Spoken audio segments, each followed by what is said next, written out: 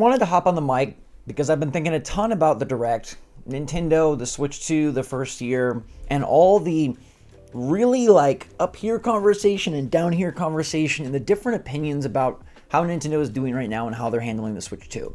And I think I've kind of hit the nail on the head, at least for me, and I'm curious if it hits the nail on the head for some of you, because there's this idea like, dude, stop complaining. Nintendo has done a ton on Switch 2, and they've announced more first-party games than anybody else is doing for first-party for their console, which is totally true.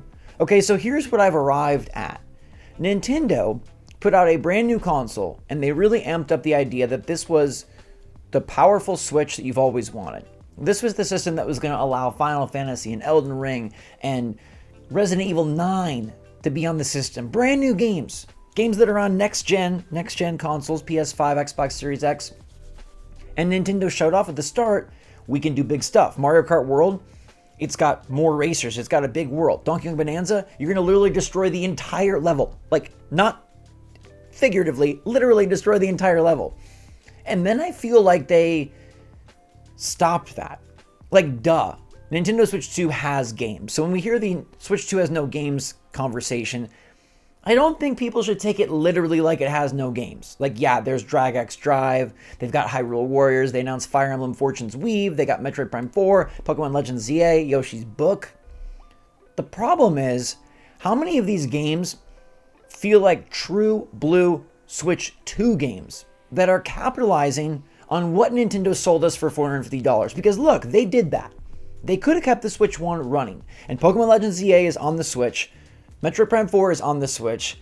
I really think that Hyrule Warriors with a reduced enemy count, Age of Imprisonment could be on Switch. I bet you Fire Emblem Fortune's Weave could be on Switch. I bet Pokemon Pokopia could be on Switch. I bet Yoshi's Book could be on Switch. I bet Mario Galaxy 1+2 could be on Switch.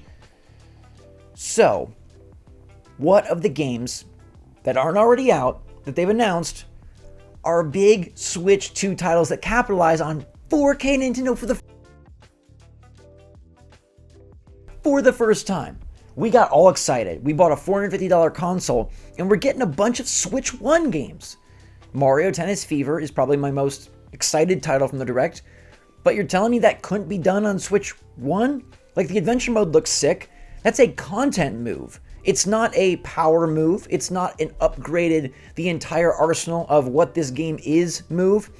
Yes, Nintendo has a lot of franchises that we want to see re-realized on Switch 2. Like Mario Tennis should eventually come to Switch 2. And they shouldn't make it like freaking open world tennis. They don't need to do that. The problem is the timing and when they're doing this. They just released a new console, and it feels like there are very few games that justify the Switch 2 being a 2. Now look, diminishing returns is a thing across the consoles, right? Across the industry. PS5, not that much better than PS4 when you really get down to it. PS5 Pro, definitely not that much better than PS5 when you get down to it. The Xbox Series consoles, they've struggled as well. But that doesn't mean that we can't say, hey, you really should be delivering some games that are only possible here. And the biggest deal is Nintendo basically went from the PS3 to the PS4, and let me tell you, games definitely did upgrade there. There definitely was a substantial leap from that generation, and that's the leap that we're talking about for Nintendo. This isn't PS4 to PS5. This isn't PS5 to PS5 Pro. For Nintendo, this is like a Xbox 360 to a PS4, right? That's the Switch 1 to the Switch 2, and the move that they've made. I think the issue is, yeah, they've got quantity. Yeah, they've got quality too. But how many of these games feel like they really belong on Switch 2 and are only possible on the Switch 2? Why did I get one?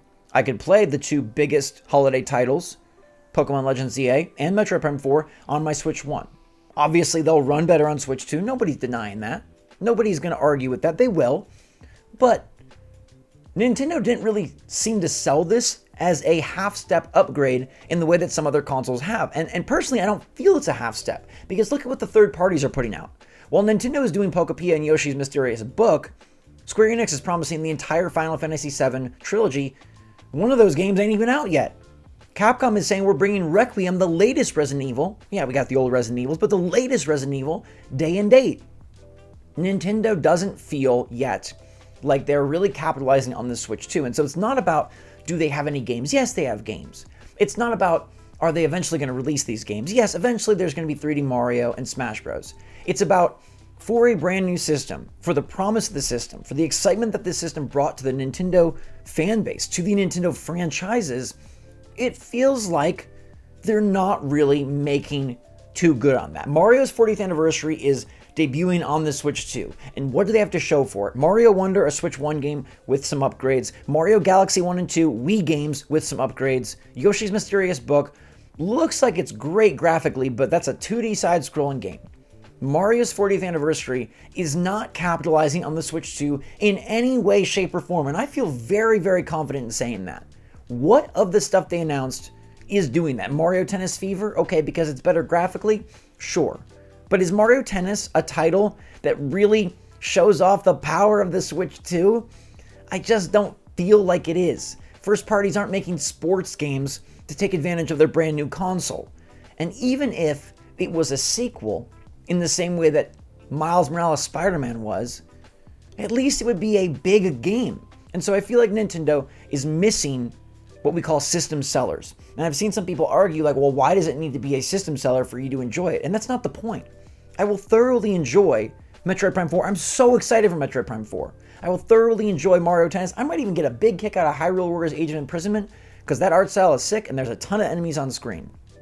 The issue is when you make a big new system, when you sell it for that much money, I think it's totally fair and reasonable to want system seller games to start it off. And it's not because they need to have the label system seller, but not everybody is content with 20 JRPGs, some remakes, and some niche games. Not everybody wants that. There still is a substantial portion of the gaming audience that likes the AAA, that likes the big shebang, that likes the set-piece tentpole titles, and Nintendo, they don't frankly do a lot of those. But now they have a system that can do that, and we've seen it with DK Bananza and Mario Kart World. We're not really seeing it with the next lineup of games that they've announced.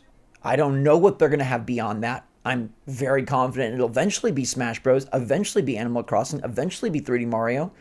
But I ain't spending $450 for an eventuality.